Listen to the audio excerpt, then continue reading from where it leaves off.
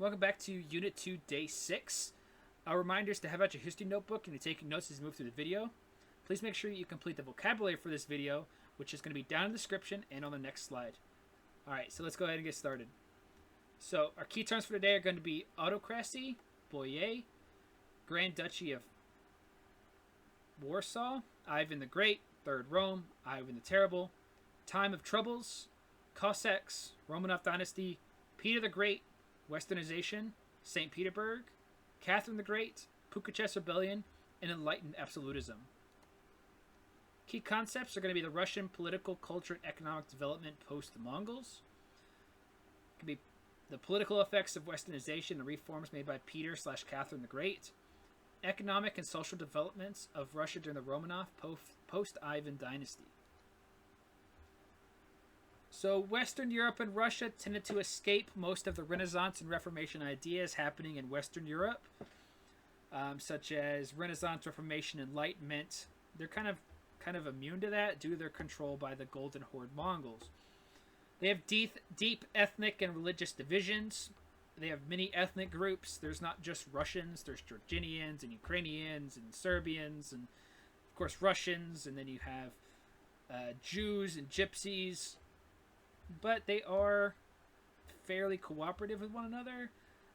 They're a multinational state with an autocratic government, meaning they're just empires, little baby empires that eventually come to be a big empire.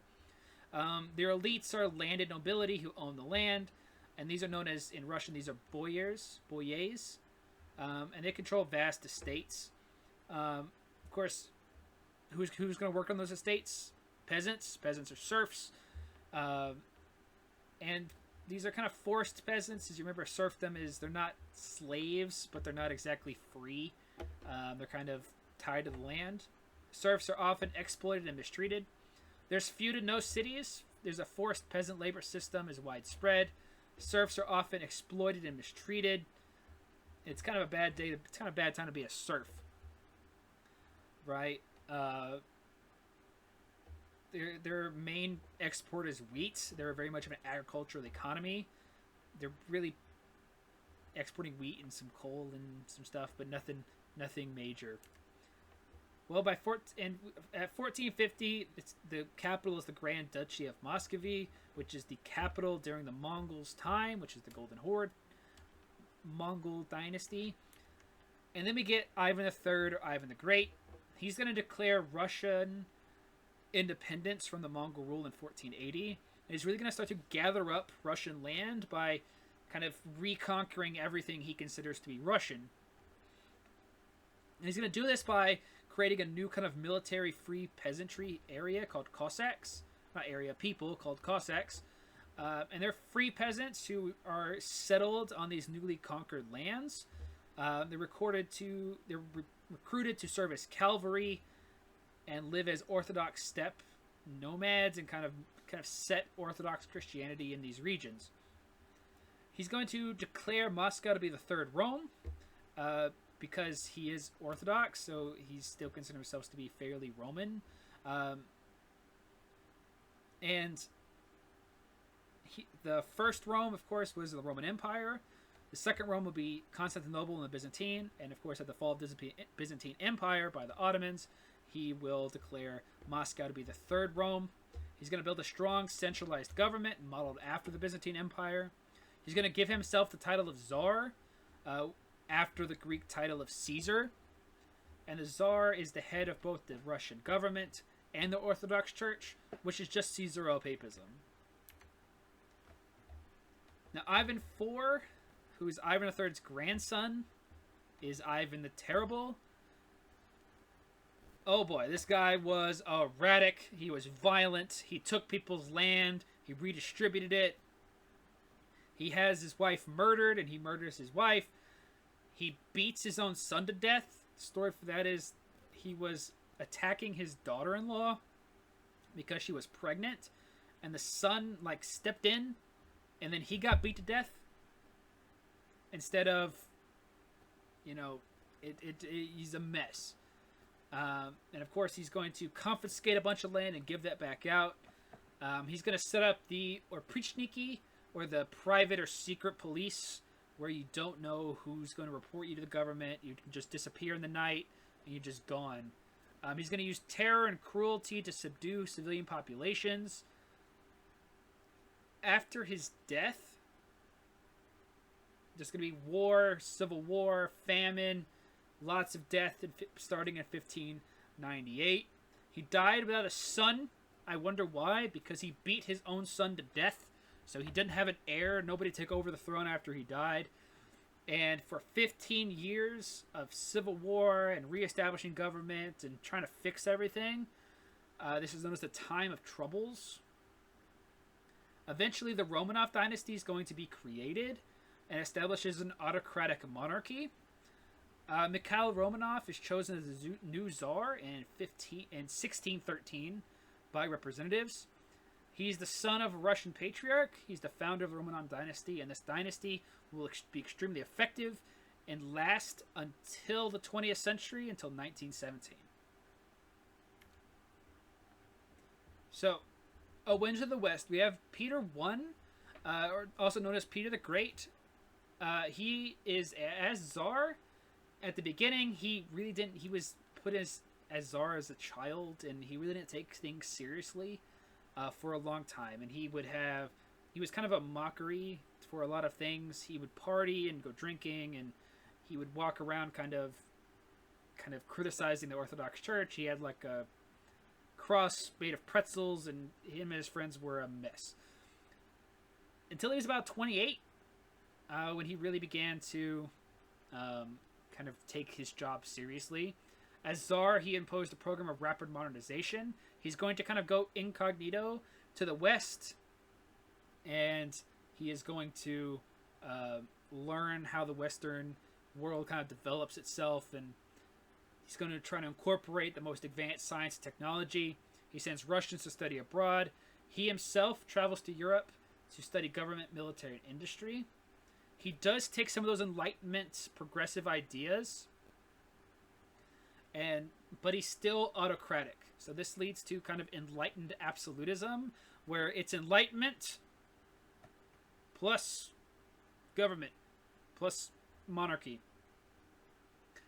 He's going to build one of the biggest, most powerful navy in Europe at the time. He's going to offer better pay and modern weapons to peasants to defend and work for his army. Aristocratic officers were ordered to study mathematics and geometry to become better at fighting and better at war in general. By the 1700, he has the biggest European army, and he's going to wage a war on Sweden that's going to last 22 years, known as the Great Northern War. Right? He's going to facilitate bureaucratic reforms to facilitate the collection of taxes. He institutes a meritocracy kind of merit system known as the Table of Ranks, which allowed for social mobility for civil servants by merit and service from mostly lower nobility and sometimes peasants. He's going to create a new nobles based off service, loyalty, and access to the army, which is going to be a military aristocracy. Social reform, he's going to challenge established customs. He abolishes the seclusion of women. He encourages the social mixing of the sexes, meaning women become more equal. He ordered the subjects to wear Western clothing. He ordered all the men, all the aristocratic men, all the nobles to shave their beards to be more like Western Europe. And he's going to establish St. Petersburg as the new capital in 1703. This is going to be the headquarters of the Russian Navy, an administrative center for the government. And this is really going to be the first Western city for the Russians during this time period. Right? This joke comes from that Peter the Great left his first wife for a Scandinavian German woman because he still couldn't sew a lot of his wilder younger days, so he divorced his wife, who was a woman from a good noble family, and married a Scandinavian peasant who liked to party. Take that what you will. Now, over the next century, we have 4 Russian czarinas who are female czars, Catherine I, Anna I, Elizabeth I.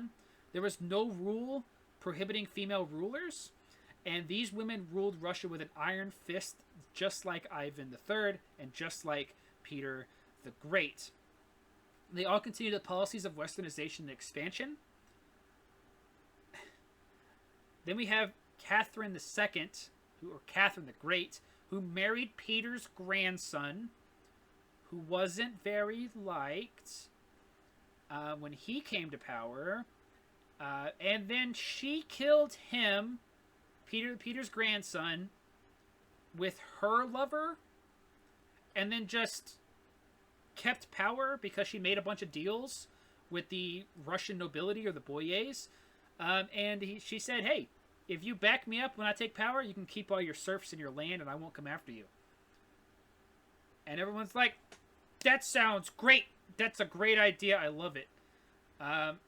Well, she does that. She takes power, and we have Catherine the Great. She continues Peter's policies of Westernization. She's very much attracted to the Enlightenment. She's even toying around the idea with kind of democracy and kind of giving more power to the people.